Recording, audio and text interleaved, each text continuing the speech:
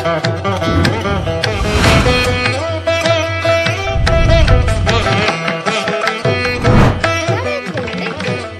வாழ்வின் முன்னேற்றத்திற்காக உங்களுடன் Kubera astro TV. Kubera TV நேயர்கள் அனைவருக்கும் எஸ்டிகே ஜாதக ஆய்வுக்குழுவின் அன்பான வணக்கங்கள். நான் திருத்துறைப்பூண்டியிலிருந்து ஏபி சாமி என்கிற ஏ பக்கீரசாமி. தனுசு ராசிக்கான 2026 புத்தாண்டு சிறப்பு பலன்களை பார்க்க இருக்கிறோம். இந்த ஆண்டின் துவக்கமே மிக சிறப்பாக இருக்கிறது. ராசிநாதன் குரு 7ஆம் இடத்தில் அமர்ந்து ராசியை பார்க்கிறார். அது ஒரு சிறப்பு. 5ஆம் இடம் என்று சொல்லக்கூடிய பதவி, புகழ், அந்தஸ்து என்று குறிக்கக்கூடிய வீட்டுக்குரிய செவ்வாய் பகவான் திரிகோணாதிபதி என்று சொல்லக்கூடியவர் ராசியிலேயே இருக்கிறார். 9ஆம் இடம் என்று சொல்லக்கூடிய பாக்கியஸ்தானத்திற்கு அதிபதியான சூரிய பகவானும் ராசியிலேயே இருக்கிறார். ஆக 1, 5, 9 என்று சொல்லக்கூடிய திரிகோணாதிபதிகள் அனைவரும் 1ஆம் இடத்தை பார்த்து கொண்டிருக்கிறார்கள். இது ஒரு சிறப்பான பலன். மேலும் தனஸ்தானாதிபதியான சனி பகவான் சுகஸ்தானத்தில் அமர்ந்து தன் 10ஆம் பார்வையாக ராசியை பார்க்கிறார். அதுவும் ஒரு சிறப்பான பலனே. தைரிய, வீரிய, விஜய, வெற்றி ஸ்தானமான 3ஆம் இடத்தில் ராகு பகவான் அமர்ந்து அவரும் ராசியை பார்க்கிறார். அதுவும் ஒரு நல்ல பலன்தான். கேது பகவான் பாக்கியஸ்தானத்தில் இருக்கிறார். இஷ்ட தெய்வ அனுக்கிரகமும் ஜாதகருக்கு உண்டு.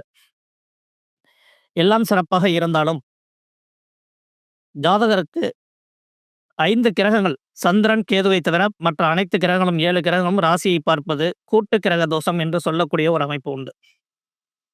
சந்திரனை சனி பார்ப்பது புணர்ப்பு தோஷம் என்று சொல்லலாம். ஆனால் சந்திரனை குரு பார்ப்பதால் குருச்சந்திர யோகம் சிறப்பாக இருக்கிறது. ராசிநாதன் ராசியை பார்ப்பது ஒரு நல்ல பலன்தான். அதே போல் வருட துவக்கமே கார்த்திகை நட்சத்திரம் ரிஷபராசியில் துவங்குகிறது. கன்னி லக்னத்தில் துவங்குகிறது. இந்த ஜாதகருக்கு சந்திரன் 8 அவன் 6ல் அமர்ந்து ரிஷபராசியில் அமர்ந்து வருடம் துவங்குகிறது. இப்போ 8 6ல் அமர்வது விபரீத ராஜயோகம் என்று சொல்லக்கூடிய ஒரு சிறப்பான அமைப்பு. அதுவும் ஒரு நல்ல பலன் தான். ஆனாலும் ஜூன் 2ஆம் தேதி வரை மிதுனத்தில் இருக்கும் குரு பகவான் அதன் பிறகு கடகத்திற்கு வர இருக்கிறார். 8ல் குரு வருகிறார். 8ல் குரு வந்தால் இடமாற்றமோ தொழில் மாற்றமோ அமையும். என்றாலும் அஷ்டமத்த குரு இன்மை 8னில் வாலி பட்டமிழந்து போகும்படி ஆனதே அப்படின்னு ஒரு பாட்டு உண்டு. அதே போல கேளப்பா 8க்கு வேசிகள்ளன் கெடுதியுள்ள மனையும் பகை நோயால் கண்ணம் அப்பனே அவமானம் கொள்வான். இது புலிப்பாணி பாடல். 8ல் குரு வர்றது சிறப்பில்லாத பலன்களை தரும். விரும்பத்தகாத இடமாற்றம் ஏற்படலாம் அப்படின்னு சொல்லக்கூடிய ஒரு அமைப்பு உண்டு. அது அக்டோபர் 31ஆம் தேதி வரைக்கும் தான். அதுக்கு பிறகு பாக்கியஸ்தானத்துக்கு வந்துடுவார். அனைத்து பாக்கியங்களும் தடையின்றி கிடைக்கும். இப்போ ராசியும் பார்ப்பார். ஆனால் 8ல் குரு வந்தாலும் அந்த குருவோட பார்வை குரு நின்ற இடத்தை விட குரு பார்க்க கோடி கூட்ட நிவர்த்தி. இப்போ குருவின் பார்வை ராசிக்கு 12ஆம் இடமான விரயஸ்தானம், 2ஆம் இடமான தனஸ்தானம், 4ஆம் இடமான சுகஸ்தானம் 3ஐயும் பார்க்குது. அப்போ வருமான அமைப்புகள் நன்றாக இருக்கும், சுகத்தை கொடுக்கும். என்றாலும் வரவுக்கும் செலவுக்கும் ஒரு இடத்தை குரு பார்ப்பதால் வரவு வர வர செலவு பண்ணுகிறார்களா இல்லை செலவு பண்ண வருமானம் வருகிறதா என்று தெரியாது. வரவும் செலவும் சரியாக இருக்கக்கூடிய ஒரு அமைப்பு. 2ஆம் இடம் தான் வாக்கு ஸ்தானம். அங்கே குரு பார்ப்பதால் இவர்கள் பேச்சுக்கு மதிப்பு மரியாதை இருக்கும். வரவுக்கும் செலவுக்கும் உரிய செல்வாக்கு சொல்வாக்கு 2ஐயும் குரு பார்க்கிறது. இவர் பேச்சுக்கு மதிப்பு மரியாதை கூடும். அதே போல் சனி பகவானை குரு பார்க்கிறார். ஆயுள் தீர்க்கம். ராசிநாதனும் ராசியையும் சனி பார்க்கிறார். ஆயுள் தீர்க்கம் என்று சொல்லக்கூடிய அமைப்பு. ராகு 3ஆம் இடத்தில் அமர்ந்து ராசியை பார்ப்பதால் மனக்குழப்பம், தூக்கத்தை கெடுக்கக்கூடிய ஒரு அமைப்பு உண்டு. டிசம்பர் 5ஆம் தேதி தான் ராகு கேது பயிற்சியாகி தனஸ்தானத்தில் வர இருக்கிறார். ராகு தனஸ்தானத்தில் வரும்போது வருமான அமைப்புகள் சிறப்பாக இருக்கும். இப்பொழுது வருமானம் சிறப்பாக இருந்தாலும் மனதிற்கு ஒரு கலக்கம், குழப்பம் இருந்து கொண்டே இருக்கும். தற்சமயம் நடக்கும் சனியும் அர்த்தாஷ்டம சனி, அர்த்தம் இல்லாத சனி, காரணம் இல்லாத சனி. காரணமே இல்லாமல் ஏதாவது கலகத்தை செய்து கொண்டிருக்கும். 20 வயதிற்குள் இருப்பவர்களுக்கு கேது திசை, சுக்கிர திசை, சூரிய திசை நடப்பில் இருக்கும்.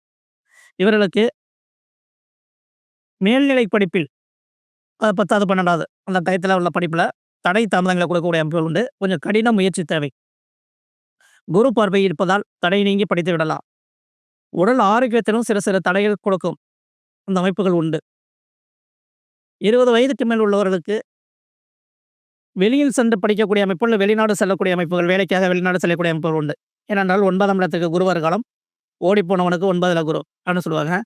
இப்போ 8ல குரு இருந்தாலும் விரும்பத்தகாத இடமாற்றம். ஆனால் நீர் ராசியான கடகராசியை குரு அமர்ந்து மற்ற நீர் ராசிகளான விருச்சிகம், மகரம், மீன ராசிகளை பார்க்கிறார். கடகடந்து செல்லக்கூடிய அமைப்பு இந்த ஜாதகருக்கு சிறப்பாக இருக்கும். குடும்பஸ்தானத்தை குரு பார்ப்பதால் குடும்ப மைய வாய்ப்புகள் அதிகமாக இருக்கிறது. தனுசு ராசிக்காரர்கள் திருப்பதி, திருச்செந்தூர், திங்களூர், குருவாயூர் சென்று வருவது வாழ்க்கையில் முன்னேற்ற பதவிக்கு வழிவகுக்கும். 40 வயதுக்கு மேல் உள்ளவர்களுக்கு இது ஒரு பொன்னான காலம் என்றே சொல்லலாம். அதுவும் அக்டோபர் 31க்கு பிறகு. அதுவரை சற்று நிதானமாக இருக்கக்கூடிய நேரம். எடுக்கு காரியங்கள் தடை தாமதம் உண்டாகலாம். விரும்பத்தகாத இடமாற்றம் ஏற்படலாம். தனுசு ராசியின் சின்னமே வில் அன்பு என்பதால் அவரது இலக்கை அடைவதில் அவர் குறிக்கோளாக இருப்பார். ராசியை குருவின் ராசி என்பதால் கௌரவம், மதிப்பு, மரியாதை, புகழ், அந்தஸ்தை எதிர்பார்க்கக்கூடியவர். மரியாதை இல்லாத இடத்தில் இருக்க மாட்டார். சுய தொழில் செய்ய ஆர்வம் அதிகமாக இருக்கும். மற்றும் வேலை பார்ப்பதை விட அவர் சொந்த தொழில் செய்வது இவர்களுக்கு சிறப்பாக இருக்கும். எதிர்காலம் சிறப்பாகவே இருக்கும். வாழ்த்துக்கள். வாழ்க வளமுடன்.